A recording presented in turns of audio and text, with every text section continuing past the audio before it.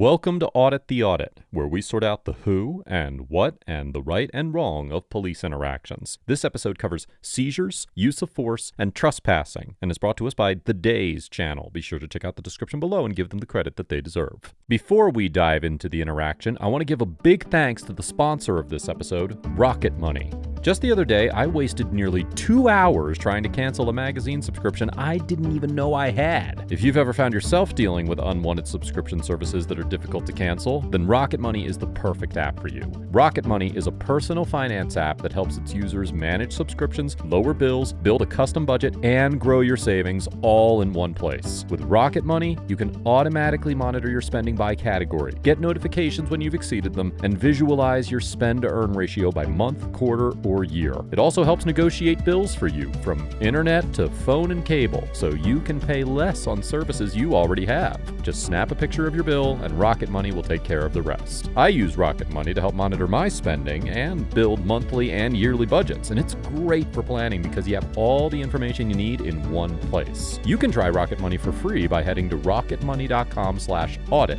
or clicking my link in the description. To save more and spend less, join the over 5 million members by heading to rocketmoney.com/audit. Thanks again to Rocket Money for sponsoring today's episode. On August 20th, 2022, First Amendment Auditor Daniel Kokoska and another individual were approached by several officers with the New London Police Department, including Lieutenant Joshua Bergeson, while Mr. Kokoska was filming for his YouTube channel, The Constitution State, in the police station parking lot in New London, Connecticut. The interaction that followed was captured on officer body cameras. Hey, can I help you? What are you guys doing? Filming. For what? Just like 10. That's it. Yeah, that's fine. Like it.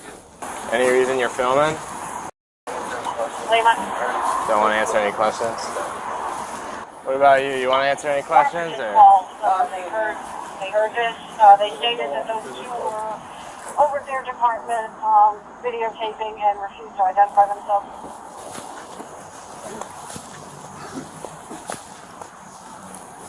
You can get off that car. Thank you. Yeah. Thank you. Thank you for doing the right thing.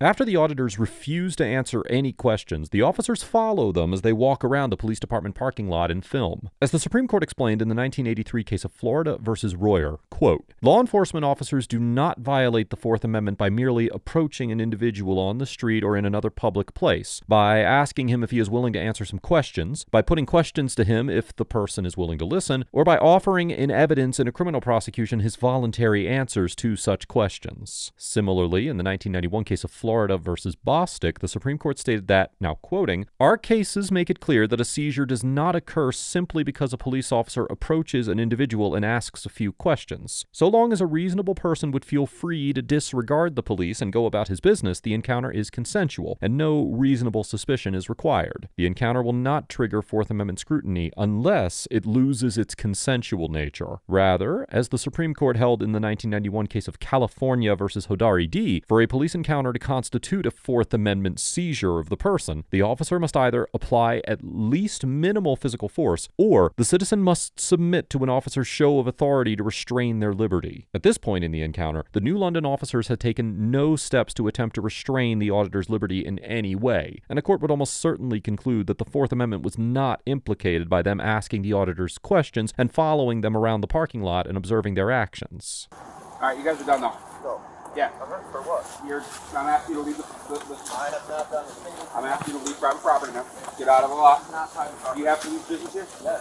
I'm going to the lobby now. I'm asking you, okay, you can go to the lobby, but if you're not going to the lobby, you can leave. I'm not doing anything. I'm not asking you. You're now in a private lot and you're being asked to Where's leave the up sign? the Where's the sign? I'm telling you now. It doesn't Go. matter. Leave, No, please. no.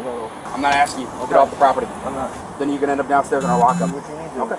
You're not here for police business. I just told you I was going in the lobby Okay. next. Then you can go up in the lobby. I can go up in the lobby Yep. when I'm ready. No, There's you no time can- limit. okay. There's no- I'm telling Where you now, are your signs? There are no signs. But Exactly. you're So being I'm given allowed a to lawful No, order you're to not. What law? disperse. What law? Disorderly conduct. For, You're that's being given. not how Yes. this Let's works. go. If you want here, disorderly conduct. You want to call it? Let's do it. Because I'm Let's go. doing nothing Come wrong. on. No, Why, no, no. Why you got to come out here and bust? But you came out here. I was doing nothing wrong. Okay, you're out here filming people's. I'm personal allowed cars. to. Okay. Again. Again, what? Do you so, have anything so better I'm allowed to do than come Then here and do thank this? you. I'm not going to answer All any more questions. I'm Let's going to go. continue doing what I was doing. Touching me? You're touching me? Property. You're touching me? Off the property. Stop Let's touching go. me, please. Off the Stop property. touching me, please. It doesn't. I have been asked to It leave. doesn't. Listen, no. It doesn't. I don't even need police business. Okay. Even if I wasn't here for police business, it doesn't matter. You're not going This to is stand out. public You're not property. going to I stand can here now. stand out. No, here. you're You need to being commit a asked to crime leave. or be suspected of a crime. Like, how are you this high and you don't You're even know now that? being asked And then to you're putting leave, your sir. hands on me? What's You're wrong being with you? asked to leave. You can't trespass me for public property when I haven't broken a law. Okay. Come on. Are you here for police business? I just told you I was. Okay. Then what is the police business you're I here don't for? need to tell you. Yes, you do. No, I You're not don't. here for police business. I don't That's need what to it tell. is. All right, I'm not going to answer any more questions, and I'm standing right here until I'm ready to go inside. And we're going to stand right here with Go you. ahead. Okay. I got all I do. I got till 7 o'clock in the morning. Can you start touching me? Can you? No. I'm allowed to move. Okay. And so am I. Okay, just keep touching me. Let's go. Jay, take your camera out. Let's go. Excuse me, sir. Do you really want to do this? I don't care, because I haven't done Let's anything go. wrong. You're the one making yourself look like Get a clown. off the property. No. When Mr. Kokoska refuses to leave the parking lot, Lieutenant Bergeson runs into him several times with his body and physically pushes him. We will discuss the legality of Lieutenant Bergeson's order that Mr. Kokoska leave the property later in this episode, but assuming for the sake of argument that the order was in fact lawful, a court would probably conclude that this use of force was not constitutionally excessive. In general, the Fourth Amendment authorizes officers to use force that is quote-unquote reasonable under the circumstances when conducting seizures. And, as the Supreme Court explained in the 1989 case of Graham versus Connor, quote, Fourth Amendment jurisprudence has long recognized that the right to make an arrest or investigatory stop necessarily carries with it the right to use some degree of physical coercion or threat thereof to effect it. This interaction does not constitute the typical Fourth Amendment seizure of a person, where an officer is attempting to detain or arrest an individual, as Lieutenant Bergeson was using force in an apparent attempt to get Mr. Kokoska to leave. However, the Second Circuit Court of Appeals, which has jurisdiction over Connecticut, determined in the 2015 case of Salmon versus Blesser that although the Fourth Amendment is not implicated when an officer orders an individual to leave a public area and uses quote-unquote guiding force to direct them as needed, an officer's intentional use of physical force to restrain an individual and control his movements constituted a Fourth Amendment seizure, even when the officer's ultimate purpose was to secure the individual's departure from a location rather than to prevent him from leaving. While there is certainly a strong argument under this precedent that Lieutenant Bergeson's use of force amounted to a Fourth Amendment seizure, even if a court did conclude that the Fourth Amendment was implicated, it is likely that it would also determine that the seizure was reasonable if the order to leave the property was lawful. However, if the order was unlawful, it is more likely that a court would conclude that this use of force was excessive. You don't need to be on If you had a reason and you could really arrest me, you already would have done it. Saturday, and I don't feel like leaving me downstairs all weekend. I really don't. I don't believe that. What is your police business? I'm doing what I need to do. Okay. So If you go near a personal car, I'll go near whatever. Okay. I'm going to tell you, No. you're No, wrong. you know, I can I got record better those things to cars. do I with can you. record any Okay. car in this parking lot if I I want. catch you touching a vehicle or trying to open a door, I'm gonna arrest you. Now it goes to that. Did you see me do that before you touched me but and did if all I that? catch you doing Did you see me? I got do better it? to do, dude. That's Sit what down you here keep and deal with saying, but this you're stuff. out here. Okay. You would have never came out here if you had something But better I to say, do. if you need something, come up into the lobby and deal with it. I'll be up Other there than when that, I'm ready. We're all Thank set. you.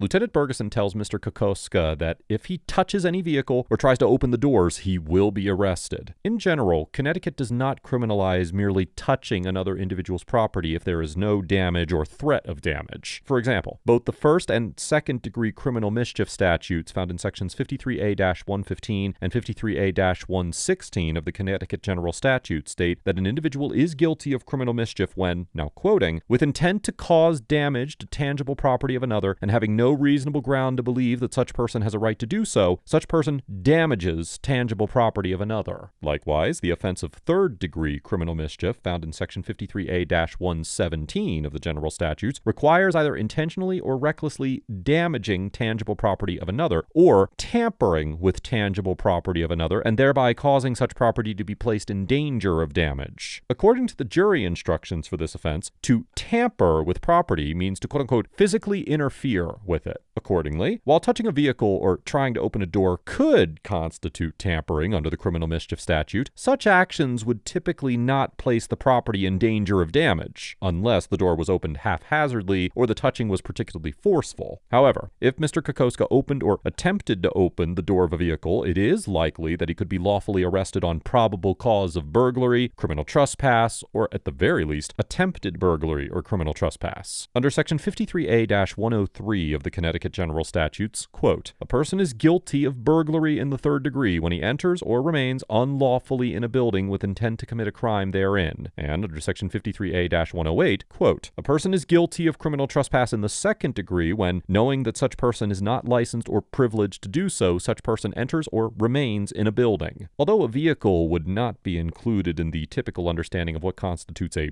building, Section 53A-100 of the General Statutes expands the definition of the term building in these statutes to include vehicles. Therefore, if the auditors opened the doors to any of the vehicles and entered any part of their bodies inside, the officers would likely have probable cause to arrest them for trespass or burglary. Even if the auditors did not enter a vehicle in any way and simply opened or tried to open a door, Section 53A-49 of the General Statute states that, quote, a person is guilty of an attempt to commit a crime if, acting with the kind of mental state required for commission of the crime, he intentionally does anything which is an act constituting a substantial step in a course of conduct planned to culminate in his commission of the crime. Accordingly, a court would likely conclude that the officers would have probable cause to arrest Mr. Kokoska for attempted trespass or burglary for opening or attempting to open a vehicle door, although arresting him for simply touching the vehicle would be a bit of a stretch. Losers, you're a Nothing better to do, dude. You're a loser. You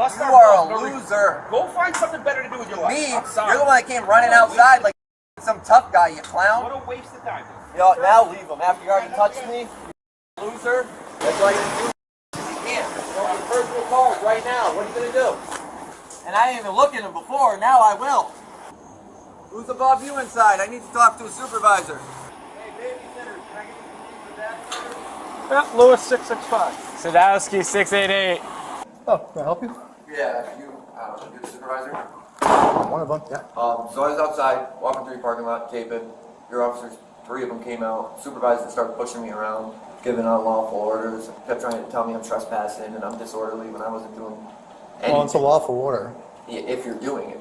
Oh, if you read the statute for trespass first, after giving a lawful order, Yeah, you have to be committing a crime. regardless if it's posted or not. No, but you have to be committing a crime to be trespassing on public property. All right, well, I'm not going to argue with you on that. Oh. Sergeant Linderson argues that the trespass statute requires individuals to leave property after they are given a lawful order to do so, regardless of whether there are no trespassing signs posted. And Mr. Kokoska claims that the officers cannot trespass him from public property unless he has broken the law. Under Section 53A-107 of the Connecticut General Statutes, an individual commits first-degree criminal trespass when, quote, knowing that such person is not licensed or privileged to do so, such person enters or remains in a building or any other premises after an order to leave or not to enter personally communicated to such person by the owner of the premises or other authorized person. As such, when an order to leave is personally communicated to an individual by an authorized person, posted no trespassing signs are not required. And although Section 53A-109 states that, quote, a person is guilty of criminal trespass in the third degree when such person enters or remains in premises which are posted in a manner prescribed by law or reasonably likely to come to the attention of intruders, this statute allows for individuals to be convicted of trespassing based solely on their decision to ignore the no trespassing signs, but does not create a requirement of posting to sustain any trespassing charges, such as when an order to leave has been personally communicated. Now, while it is clear that Mr. Kokoska received an order to leave from an authorized person, he could potentially have a defense to any trespassing charges under Section 53A-110 of the Connecticut General Statutes,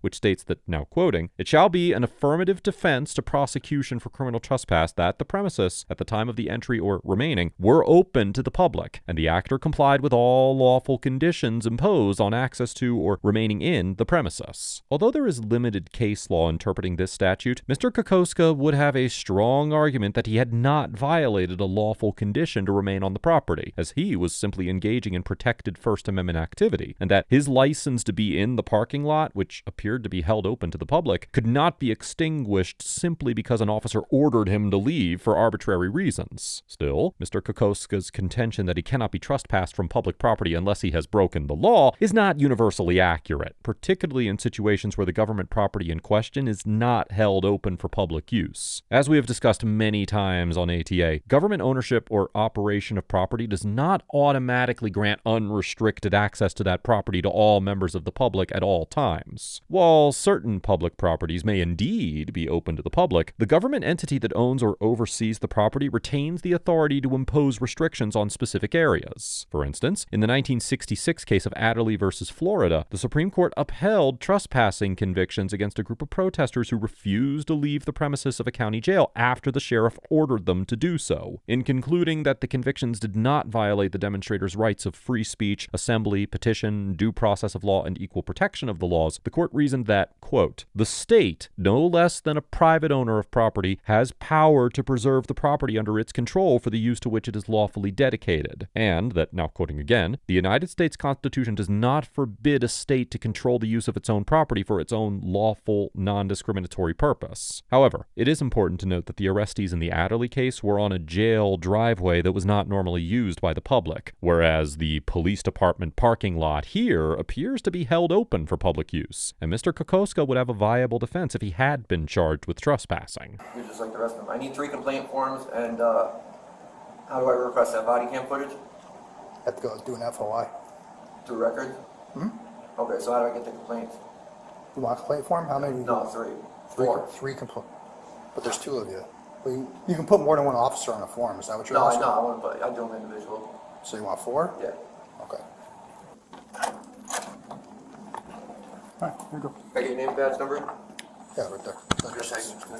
Following Mr. Kokoska's complaint, the New London Police Department conducted an internal investigation and found that Lieutenant Bergeson was in violation of department policies regarding respect and courtesy, conduct unbecoming of an officer, and use of force reporting. And on March 6, 2023, Lieutenant Bergeson was suspended without pay for 8 days for 2 separate complaints and ordered to attend quote-unquote designated retraining. The complaint was also investigated by state police, who submitted a report to the New London County State's Attorney's Office, which determined that there were no violations of any criminal laws. On March 27, 2023, the New London Police Department placed Lieutenant Bergeson's brother, Captain Todd Bergeson, on paid administrative leave while an unrelated investigation was conducted into his quote-unquote use of leave time and testimony regarding such use. Captain Bergeson returned to work in mid-June after the investigation determined that he had technically violated policy by improperly altering a report of his time when he noticed some errors in the records, but that he did not provide untruthful testimony about his work hours or change his time records in an intentionally false or malicious manner or for an improper purpose. It should be noted that the incident involving Mr. Kokoska is not the first time Lieutenant Bergeson has faced allegations involving the use of force. In 2016, a 21-year-old college student alleged that he was handcuffed, forced to the ground, threatened with mace, and repeatedly kneed in the head and kicked in the back while attempting to provide officers, including Lieutenant Bergeson, with information regarding a domestic violence situation involving his neighbors. The officers claimed that the student was interfering and, quote-unquote, exacerbating the situation, and that he failed to comply with several directives to keep his distance. Lieutenant Bergeson was also fired in 2013 for an alleged beating and pepper spraying incident. However, the police union filed a complaint for wrongful termination, and the case was settled. Despite these incidents, Lieutenant Bergeson was promoted to detective in 2017. Lieutenant Bergeson's father worked for the New London Police Department for 21 years until his passing, and Lieutenant Bergeson's uncle, Gary Bergeson, worked as a supernumerary officer in New London. Lieutenant Bergeson has also received numerous letters of accommodation throughout his career, has assisted instructors at the police academy teaching new recruits, and now serves as the local police union president. Overall, Lieutenant Bergeson gets an F for maintaining a hostile and unprofessional demeanor throughout the encounter, interfering with Mr. Kokoska's First Amendment right to film in public, and using unnecessary and potentially unlawful force against Mr. Kokoska. Even looking at this interaction from a common sense perspective rather than a legal one, it is challenging to understand why Lieutenant Bergeson was so bothered by Mr. Kokoska filming in the parking lot, and what harm he believed he was preventing by trying to force Mr. Kokoska to leave. It would have been much more logical for Lieutenant Bergeson to simply allow Mr. Kokoska to continue to film, with an officer observing if he truly had safety or property concerns, rather than attempt to intervene and risk violating Mr. Kokoska's constitutional rights. Instead, Lieutenant Bergeson chose to interfere, and likely violated the Constitution and earned himself a suspension while doing so. Mr. Kokoska gets an A, because although his contention that individuals cannot be removed from public property if they have not violated the law did not entirely reflect all of the nuances of the law regarding government property, he overall demonstrated a solid understanding of his constitutional rights and immediately took action by filing a complaint against Lieutenant Bergeson and the other officers involved in this incident. Mr. Kokoska did choose to use some less than respectful language in his encounter with the New London officers, but he was well within his First Amendment rights to do so. Likewise, while an 8-day unpaid suspension may be less discipline than Mr. Kokoska hoped for, it is far more than many officers receive for their misconduct, and when combined with the media attention given to this encounter, I believe that Mr. Kokoska's work as an auditor has had an impact. I commend Mr. Kokoska for his strong commitment to defending his First Amendment rights and exposing law enforcement officers who interfere with those liberties. Let us know if there is an interaction or legal topic that you would like us to discuss in the comments below. Thank you for watching, and don't forget to check out my second channel for even more police interaction content.